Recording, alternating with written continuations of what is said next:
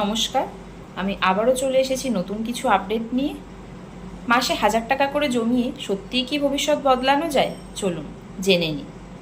অনেকেই বলেন মাসে 1000 টাকা করে জমিয়ে কি হবে। আসল বিষয় হলো টাকার পরিমাণ নয়, অভ্যাস। ধরুন আপনি প্রতি মাসে 1000 টাকা করে জমাচ্ছেন, 12 মাসে 12,000 টাকা হচ্ছে।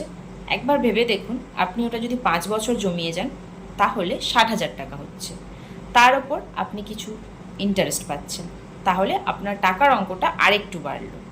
আর যদি মাসে 2,000 বা 3,000 করে জমাতে পারেন তাহলে তার রিটার্ন আরেকটু বেটার হবে। আমি 9 বছরের অভিজ্ঞতায় দেখেছি, যারা ছোট ছোট পরিমাণে নিয়মিত সঞ্চয় করেন তারাই ভবিষ্যতে বড় সমস্যায় পড়লে সবচেয়ে বেশি সুবিধা পান। মনে রাখবেন, বড় সঞ্চয় একদিনে গড়ে ওঠে না, ছোট ছোট অঙ্কে আপনি সঞ্চয় করলে ওটাই আপনার বড় তহবিল গড়ে ওঠে। ফাইন্যান্স, লোন, সেভিংস ইত্যাদি বিষয়ে আরও তথ্য জানতে পেজটি অবশ্যই ফলো করুন। আর হ্যাঁ, কমেন্ট বক্সে অবশ্যই জানাবেন আপনি কীরকম সঞ্চয় আগ্রহী।